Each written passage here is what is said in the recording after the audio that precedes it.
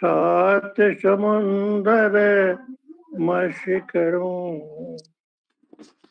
गुरु गुण लिखा न जाए। मन मतंग माने नहीं, सदा रहे जग साथ। महावत विचारा क्या करे, गज अंकुश नहीं हाथ। क्षण क्षण पल पल स्मरणीय सदगुरुदेव भगवान के चरण कमलों में कोटि नमन। ब्रह्म विद्या क्या है? विद्याएं तो बहुत सारी हैं, लेकिन ब्रह्म विद्या क्या है? तो एक जिज्ञासु, एक ब्रह्म ज्ञानी ऋषि के पास गया और प्रश्न किया कि वह कौन सी विद्या है जिस विद्या को जानने के बाद किसी अन्य विद्या को जानने की आवश्यकता नहीं होती। तो ब्रह्मज्ञानी ऋषि ने जवाब दिया, द्वे विद्ये वेदितव्ये। दो तरह की विद्या होती है, एक अपरा विद्या और दूसरी पड़ा विद्या। पड़ा विद्या ही ब्रह्म विद्या होती है। अपरा विद्या के अंदर जितने पुस्तकी ज्ञान हैं सभी आ जाते हैं, वेद, उपनिषद, वेदांग इत्यादि। तो सवाल उठता है कि सब पुस्तकी ज्ञान जब चले आते हैं अपरा विद्या के अंदर, तो पड़ा विद्या के अंदर क्या है? तो पड़ा विद्या जो है वो अनुभव परक ज्ञान है।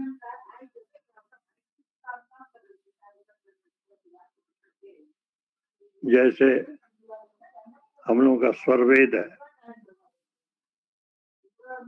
तो वो सभी अनुभव परक ज्ञान है।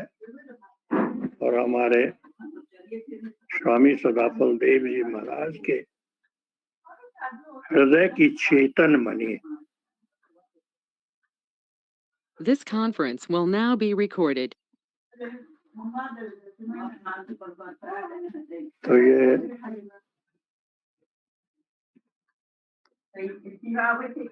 ये ब्रह्म विद्या के विषय में स्वरवेद में कहा गया है, ब्रह्म विद्या है ब्रह्मजा, है ईश्वरी धार, दवे नशारी शक्ति से सदगुरु जगत प्रचार। तो स्वामी जी कहते हैं कि ब्रह्म विद्या जो है वो ब्रह्मजा। ब्रह्मजा का अर्थ है ब्रह्म से उत्पन्न।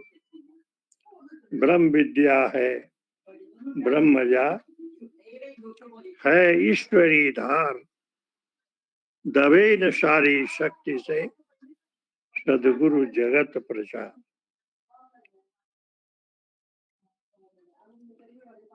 तो ये ईश्वरी ज्ञान धारा जो सदगुरु के माध्यम से प्रकट होता है वही ब्रह्म विद्या है। तो ग्रंथ तो हजारों लाखों हैं, लेकिन स्वरवेद जो है वह एक अनुपम ग्रंथ है ब्रह्म विद्या का।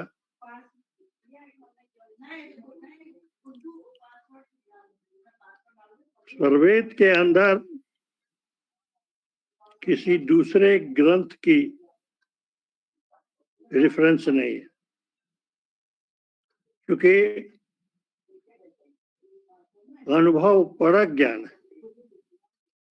स्वामी जी कहते हैं, निज अनुभव वर्णन करो, दिया ज्ञान प्रभु सोय, तेरा है तुझ में रहे, करत समर्पण सोय।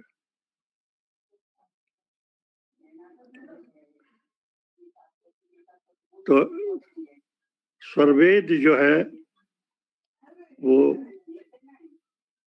स्वामी जी ने जो 17 साल की कठोर तपस्या की, तो उसमें जो आत्मिक स्तर पर ज्ञान हासिल किया, उसी को हिमालय की तराई में शून्य शिखर आश्रम में पुस्तकी रूप दिया, वही स्वरवेद है। तो ब्रह्म विद्या जो है वह विद्या है जो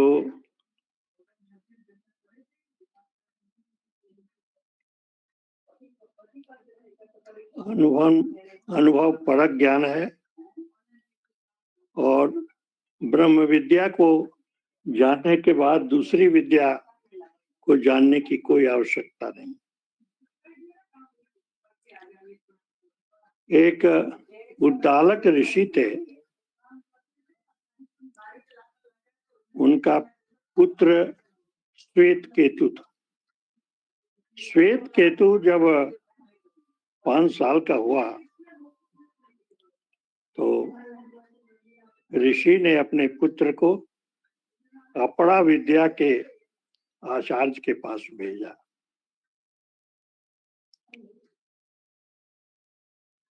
तो वो बहुत विलक्षण बालक था, उसकी बुद्धि बहुत तीव्र थी, और अल्प समय में अपड़ा विद्या का बहुत अच्छा ज्ञान इसने प्राप्त कर लिया।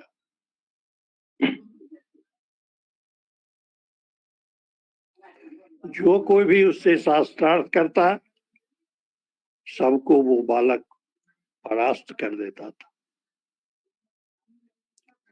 तब गुरु ने देखा कि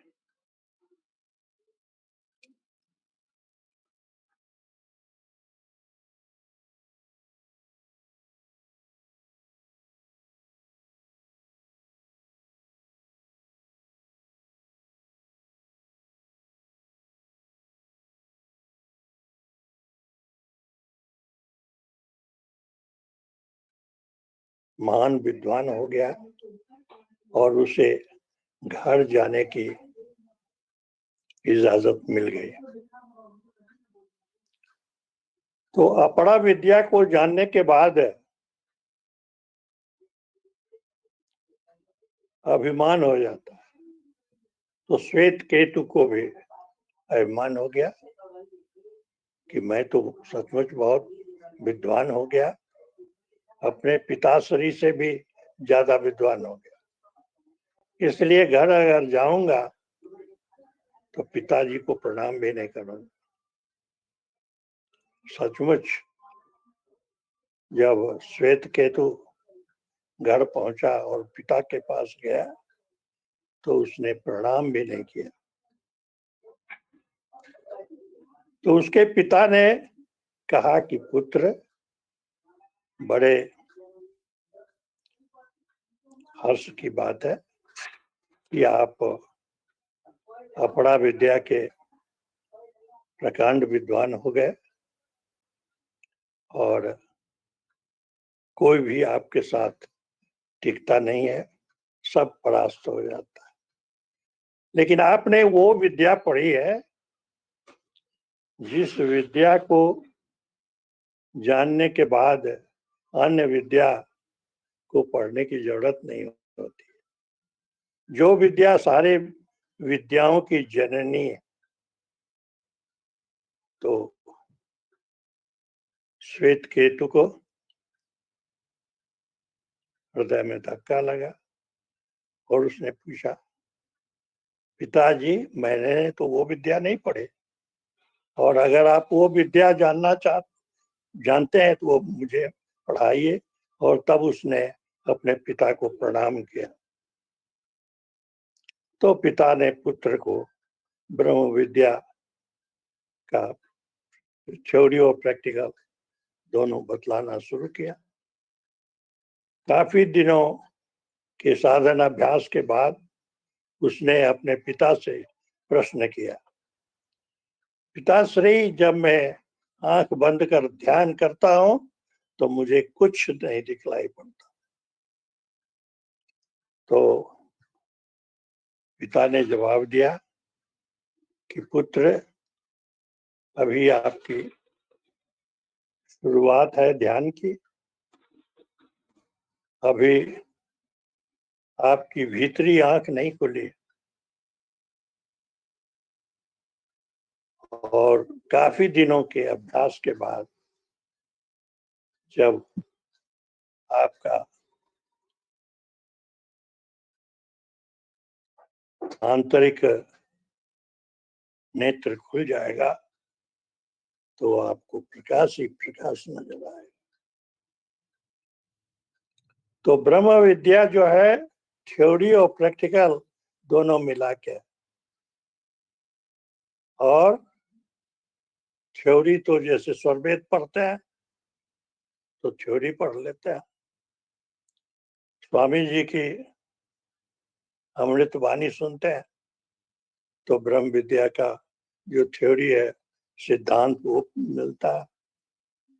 लेकिन जब आप ध्यान करते हैं, साधन अभ्यास में बैठते हैं, तो वही जो ज्ञान पुस्तक में है वो जब आप अनुभव में प्राप्त करते हैं तब ब्रह्म विद्या का ज्ञान पुष्ट होता है। स्वरवेद कहता है, बिनु देखे उन देश को मिथ्या करत विवाद, अनुभव में अनुभव दिखे कब कथनी कर स्वाद। तो ये ब्रह्म विद्या जो है वो, इसमें सिद्धांत भी जानना है ब्रह्म विद्या का, और उसका प्रैक्टिकल भी साधन में देखना। स्वामी जी ने हमें 3 बातों की शिक्षा दी है, सेवा, सत्संग और साधना। ये तीनों नियमित पूर्वक करना, तभी आप ब्रह्म विद्या का ज्ञान आपको मिलेगा। तभी आप देख पाएंगे कि स्वरवेद के हर पंक्ति में जो ज्ञान है वो बिल्कुल सही है, और तभी आप जान पाएंगे कि सदगुरु जो है वो ब्रह्म स्वरूप है। इसलिए ब्रह्म विद्या है ब्रह्मजा, है ईश्वरी धार, दबे न सारी शक्ति से सदगुरु जगत प्रचार।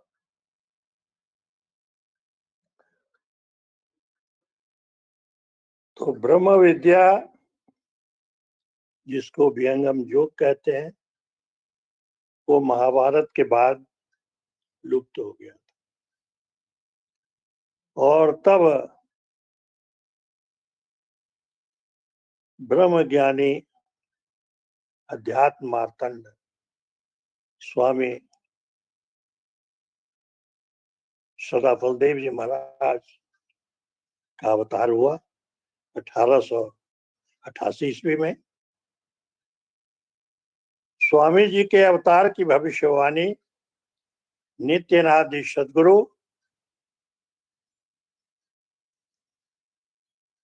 कबीर साहब ने की थी। कबीर साहब अवतरित हुए 120 साल के बाद शरीर त्याग करने वाले थे। तो कबीर साहब का एक उत्तराधिकारी जो थे धर्मदास जी, उन्होंने अपने गुरु से प्रश्न किया कि साहेब, जब आप सब शरीर त्याग करेंगे तो फिर अध्यात्म के प्रचार का क्या भविष्य होगा? क्योंकि साहेब स्वयं अवतरित हुए थे लेकिन प्रचार बहुत कम हुआ था, उनके गिने चुने शिष्य थे। तो वो हिंदू की भी शिकायत करते थे और मुसलमान की भी शिकायत करते थे।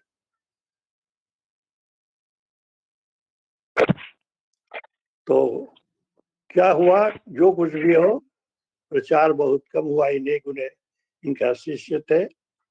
और तो साहेब ने स्वामी सदाफल देव जी महाराज के अवतार की भविष्यवाणी की। 5025 बीते, सत्य चाल ठहराई जो, आप सदाफल आपे बिंदु, आप मुसलमान आपे हिंदू। यानी कलयुग के 5025 साल के बाद एक महान आत्मा अवतरित होगी जिनका नाम सदाफल देव होगा और उन्हीं के द्वारा विश्व प्रचार ब्रह्म विद्या का होगा। तो साहेब ने सदाफल देव जी महाराज के अवतार के लिए भविष्यवाणी की और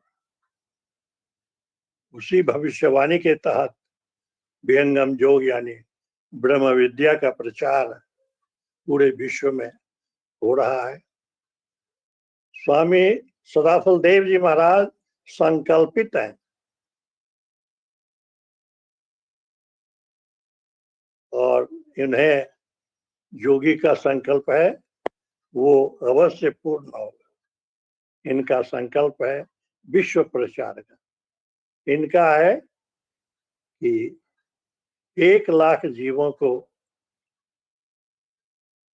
जीवन मुक्त करने के बाद स्वामी जी सोचेंगे कि हम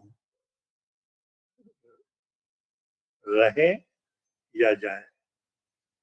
यद्यपि स्वामी सदाफल देव जी महाराज ने 1954 ईस्वी में शरीर त्याग किया, ज्ञान मरण उनका हुआ। कर्म मरण संसार का, ज्ञान मरण है संत। लेकिन अभी भी अक्षर मंडल में वो महान आत्मा अवस्थित है और पूरे प्रचार, जैसा वर्तमान आचार्य से कहते हैं कि पूरे प्रचार का पूरी शक्ति वो देते हैं और उन्हीं के शक्ति से प्रचार हो रहा है। तो इसलिए ब्रह्म विद्या है अर्थात वही विहंगम योग है।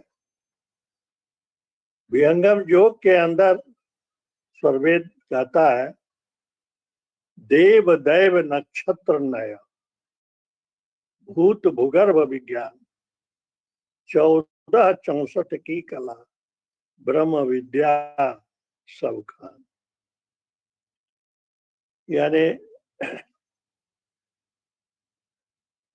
कहा जाता है कि रामचंद्र जो थे और कृष्ण, ये दोनों विष्णु के अवतार थे। लेकिन राम की शक्ति 12 कला थी और कृष्ण की 14 कला विभूषित थी। और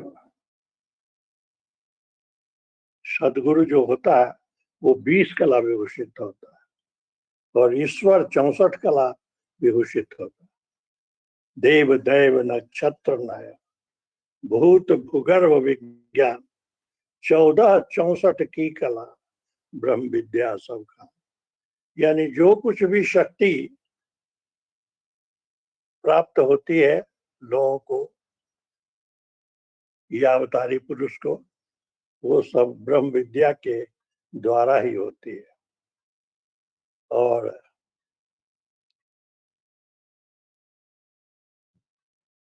तो इसलिए ये आध्यात्मिक शक्ति सदगुरु से प्राप्त होती है, विहंगम योग के साधना से प्राप्त होती है। सर्ववेद में कहता है सार शब्द के भजन से सर्व व्याधि न से जाए, आत्म पाए निरोग्यता स्वबल आए बलधाय। ब्रह्म विद्या के साधन करने से, सेवा सत्संग से भी शरीर में स्वस्थता आती है, क्योंकि एक शारीरिक स्वास्थ्य होता है, एक मानसिक स्वास्थ्य होता है और एक आत्मिक स्वास्थ्य होता है। तो शारीरिक स्वास्थ्य प्राप्त करने में डॉक्टर बहुत सहायता करते हैं, और सदगुरु जो है वो मानसिक रोग को दूर करते हैं। और साथ साथ लेकिन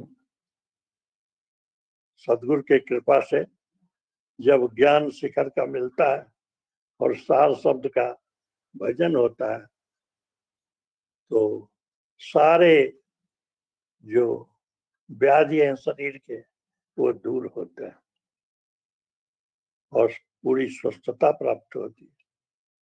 तो इसलिए ब्रह्म विद्या जो है, विहंगम योग है, वो अनुपम है, अद्भुत।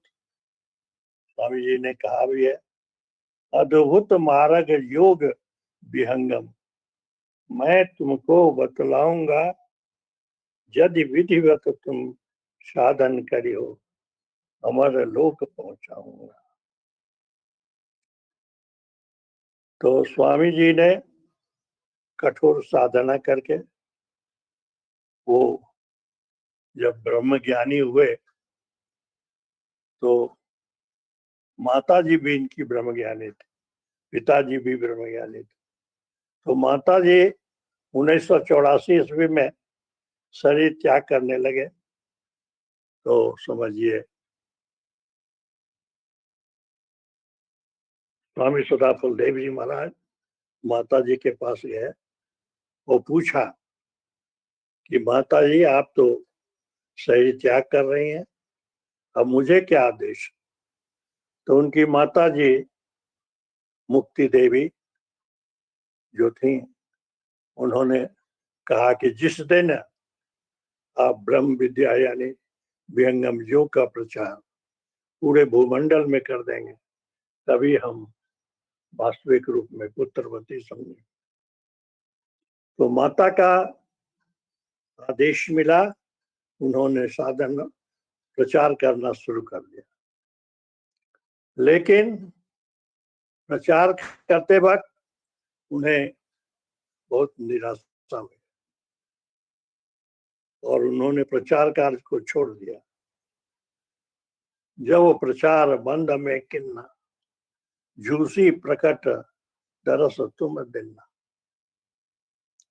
तो झूसी जो हम लोग का आश्रम है, उसमें एकदम जंगल था, और उसी जंगल में, उसी आश्रम के हाथी में स्वामी जी खुद तपस्या करने लगे।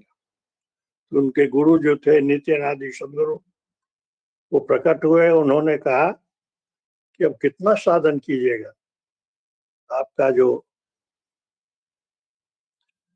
प्रचार के लिए आपका अवतार हुआ है ब्रह्म विद्या के प्रचार के लिए। तो उन्होंने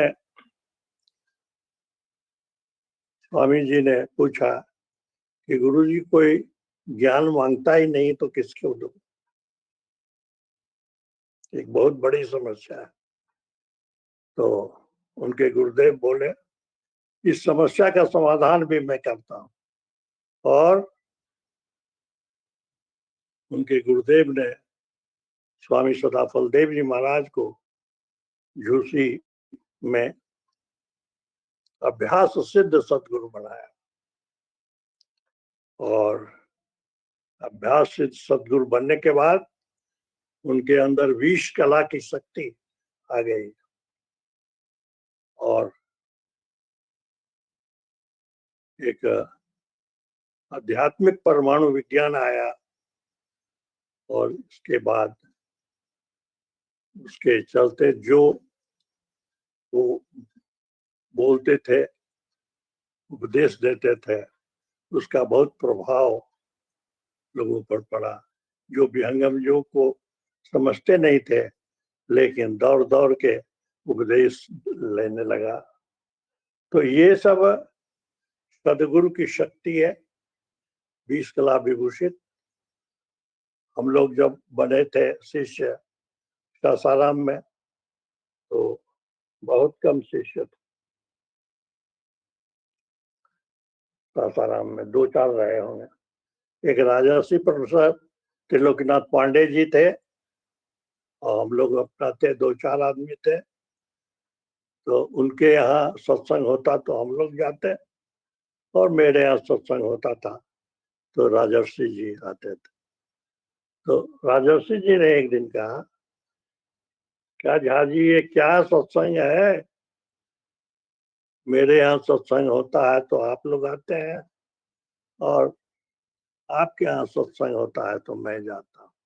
लेकिन जान लीजिए एक समय ऐसा आएगा, ऐसा प्रचार होगा कि छत पर भी लोग नहीं अटेंगे। और सचमुच वो उनकी वाणी फलित हुई और अब तो सासाराम में आश्रम बन गया है। पूरे आश्रम में लोग जाके सत्संग करते हैं।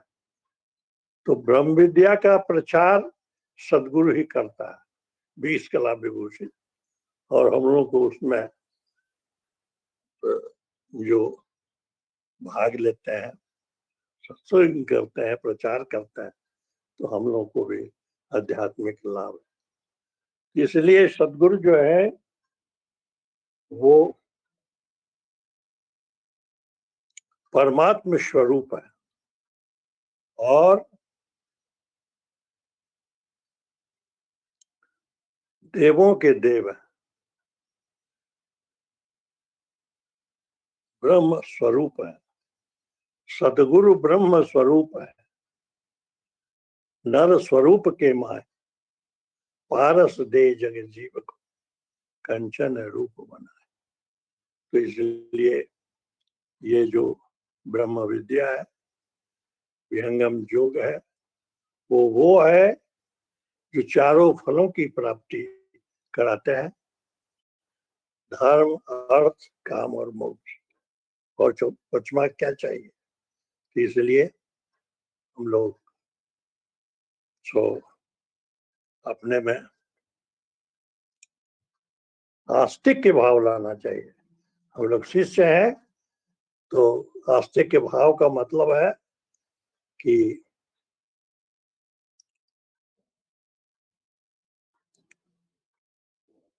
गुरु और गुरु के सिद्धांत में 100% विश्वास।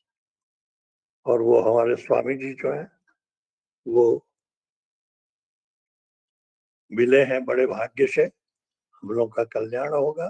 बोलिए सदगुरुदेव भगवान की जय जय।